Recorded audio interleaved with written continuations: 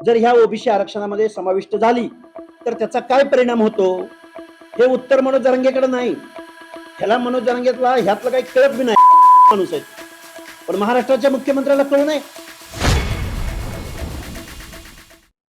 मी वेळोवेळी हा मुद्दा सांगायचा प्रयत्न करतोय. मुळात ओबीसीच्या वाट्याला आजपर्यंत महाराष्ट्रात दर वर्षाला बजेट होतं. यावर्षी बजेटची amount 6 lakh crore near about आहे. तर या 7 लाख 6 लाख करोड मधलं 0.6% बजेट ओबीसीच्या सामाजिक न्याय हक्कांसाठी महाराष्ट्र शासनाने दिलंय. अर्धा टक्का. आणि मग अर्ध्या टक्क्यामध्ये जर मनोज जरांगेची सगळी शासनकर्ती जमात जर ह्या ओबीसी आरक्षणामध्ये समाविष्ट झाली तर त्याचा काय परिणाम होतो हे उत्तर मनोज जरांगेकडे नाही. ह्याला मनोज जरांगेला ह्यातलं काही कळत बी नाही माणूस आहे तो. पण महाराष्ट्राच्या मुख्यमंत्र्याला कळू नये, महाराष्ट्रातल्या मंत्र्यांना कळू नये, महाराष्ट्रातल्या आमदारांना कळू नये. जरांगेंची मागणी मान्य करायची करा, पण त्या मागणीचा परिणाम काय होणार आहे या प्रश्नाचं उत्तर लोकनियुक्त सरकारकडे आहे. आणि काय परिणाम झाला मी तुम्हाला सांगू, थोडक्यात सांगू थोडक्यात. पुण्यामधल्या नगरपालिकेच्या लोकल बॉडीच्या निवडणुका झाल्या, त्यामध्ये मराठा कुणबी ओबीसीच्या जागेवर किती निवडून आले याची माहिती महाराष्ट्राच्या मुख्यमंत्र्यांनी घ्यावी.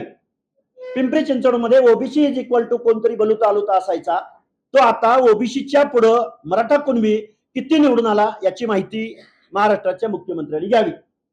सातारा जिल्हा परिषदेचं अध्यक्षपद हे ओबीसी साठी राखीव होतं, ते कुणी घेतलं, त्यांना दाखला कधी मिळाला, ते ओबीसी मधून निवडून आले होते का, मग ते ओबीसीच्या राखीव असलेल्या अध्यक्षपदावर कसे गेले. पुण्याच्या बाजूला उरळी देवाची म्हणजे फुरसुंगी जवळची एक नगर परिषद अस्तित्वात आली, तिथं 9 जागा ओबीसीला राखीव होत्या. त्या 9 पैकी 9 जागा त्याच्यामध्ये ओबीसी कोण दिसतो का, म्हणजे असे अनेक परिणाम आहेत शिक्षण आणि नोकऱ्यांच्या ठिकाणी आहेत. या प्रश्नाची उत्तर महाराष्ट्र शासनाकडे नाही. मनोज जरांगेंच्या मागण्यांचं उत्तर ओबीसी मधून समावेश हे नाही. मनोज जरांगेंच्या भाषेतल्या गरीब पोरांचं झालेलं नुकसान, 5 पिढ्यांचं झालेलं नुकसान याला ओबीसी आरक्षण जबाबदार नाही, याला जबाबदार आहेत ते काय बोललं बघा मगाशी बोलता बोलता की ओबीसींचे कारखाने नाहीत का, ओबीसींच्या जमिनी नाहीत का, ओबीसींच्या फळबागा नाहीत का. अरे दादा, ओबीसीचं आरक्षण गरिबी किंवा शेती असण्या नसण्यावरनं किंवा गरिबी असण्या नसण्यावरनं नाही. ओबीसीचं आरक्षण सामाजिक दुजाभावासाठी, इथल्या जात व्यवस्थेवरती ओव्हरकम करण्यासाठी, त्या जातीमध्ये जन्माला आलेलं असल्यामुळे त्यांचं प्रतिनिधित्व सस्टेन होत नाही. स्वतंत्र अशा लोकशाहीमध्ये त्यांचं सुद्धा प्रतिनिधित्व सस्टेन. आलं हे मी काय बोलतोय हे काय जरांगेला कळल, बरं जरांगेला कळत माहिती नाही. अरे त्या जबाबदार माणसांना तर कळायला पाहिजे. आरक्षण, ओबीसी आरक्षण किंवा एससी एसटीचं आरक्षण गरिबी हटवण्यासाठी नाही. लॅक ऑफ ऍक्सेस म्हणजे ज्यांचं प्रतिनिधित्व नाही, ज्यांना संधी भेटली नाही आणि ती सामाजिक दुजाभावामुळे भेटली नाही, आता त्यांच्यासाठी हे आरक्षण आहे. मग गरिबीचं काय, मग गरिबासाठी लोककल्याणकारी योजना आहेत ना. 99.5% बजेट गरिबी हटावसाठी आहे जरांगे. आता किती वेळा सांगायचं याला समजावून, त्याला तर कळत नाही, त्याचा तेवढा वकूफ नाही, त्याची तेवढी लायकी नाही. पण त्याला भेटायला जाणाऱ्या विखे पाटील सब कमिटी यांची लायकी नाही, त्यांना कळत नाही. लाड वरिष्ठ सभागृहाचा आमदार आहे, तो म्हणला की मनोज दादानं आता हत्ती बाहेर काढलाय आणि आता शेपूट अडकलाय आणि तो शेपूट काढायला मी आलोय, म्हणजे ओबीसीचं आरक्षण संपवायला तू गेला. बरं, जरांगे पाटलांना भेटायला जात असताना ओबीसींचं काय म्हणणं आहे हे महाराष्ट्राच्या मुख्यमंत्र्यांना, त्यांच्या आमदारांना, त्यांच्या मंत्र्यांना, त्यांच्या सब कमिटीच्या अध्यक्षांना वाटू नये, कळू नये. खूप प्रश्न आहेत, खूप काही बोलू शकतो. बोलायला लागलो तर 1 तास बरं बोलता येईल, वेगवेगळ्या अँगलनी बोलता येईल. आणि अजून एक जरांगेंना 5 पिढ्या बोललं ते आज काय त्याचं कोण त्याला फिडिंग करते मला माहिती नाही.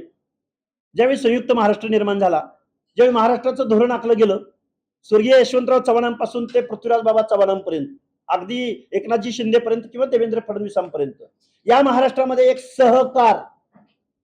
सहकार नावाचा एक कॉन्सेप्ट उदयाला आला. सहकार, कोऑपरेटिव्ह सेक्टर. विना सहकार नाही उद्धार.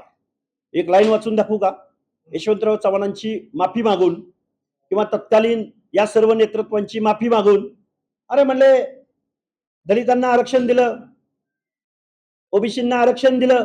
ते ओबीसींना आरक्षण त्यावेळी दिलं गेलं नव्हतं. आरक्षण ऍक्च्युली 1994 वगैरे कायद्यानं आलं. पण यांना आरक्षण दिलं, माझ्या कार्यकर्त्यांचं काय?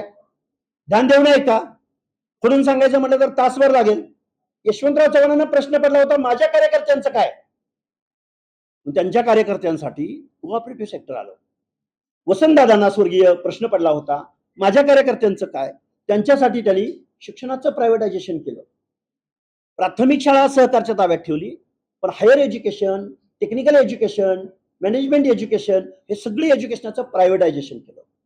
ज्या शिक्षणाच्या पायावरती देश उभा राहतो, राज्य उभं राहतं, त्या शिक्षणाचं खाजगीकरण. आणि सरकारकडे काय ठेवलं? रस्ता बांधणं, गटार काढणं, गॅस पुरवणं, पेट्रोल विकणं, डिझेल विकणं. म्हणजे तुम्ही कमर्शियल बेसिसवरचे उद्योग स्वतःकडे ठेवले. आणि ज्याच्यावरती देश उभा राहतो, ज्याच्यावरती ज्या शिक्षणातून सिविक सेन्स येतो, ज्याच्यावरती एक सुजाण नागरिक घडतो, ज्याच्यातून लोकशाहीमध्ये हर एक माणसाचा रिस्पेक्ट करणारा कार्यकर्ता घडतो, नागरिक घडतो. अरे एससीचं आरक्षण, एसटीचं आरक्षण, ओबीसीचं आरक्षण हे सामाजिक दुजाभाव असलेल्या लोकांसाठी दिलं गेलं. हा म्हणतो त्यांना 94ला आरक्षण दिलं, एका जीआरनं दिलं आणि आम्हाला मात्र तिथंच ठेवलं.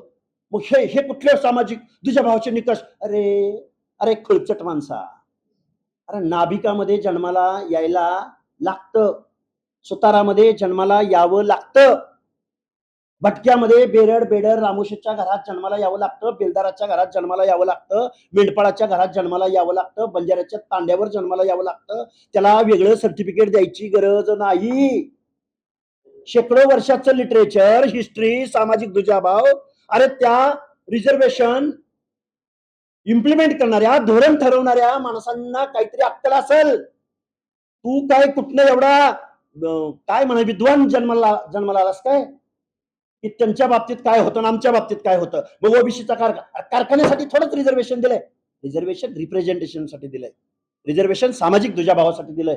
ज्याला मागास वर्ग म्हणून म्हटलं गेलं त्यांच्यासाठी रिझर्वेशन दिलं गेलं. मग गरिबासाठी काय? तर 99% बजेट हे लोककल्याणकारी राज्य चालवण्यासाठीच 99% बजेट लागू होतं ना. मग तो 0.5% येऊन धुडगुस घालतोय ओबीसी आरक्षणामध्ये. ओबीसीच्या झोपड्यामध्ये तुला प्रवेश करायचंय, ओबीसींच्या अनाथ माती कालवायचे. मुख्यमंत्री महोदय, अहो इथल्या लोकांनी ह्या जरांगेच्या पिलावळीने तो ज्यांना फॉलो करतो, या सगळ्या लोकांनी सहकार महर्षी जन्माला आले, प्रत्येक तालुक्याला कारखानदार जन्माला आले. तुम्हाला काही ठराविक उदाहरणं तुमच्यासमोर वाचून दाखवू? काय बट्ट्याबळ करून ठेवलाय महाराष्ट्राचा या लोकांनी. जरंडेश्वर सहकारी साखर कारखाना,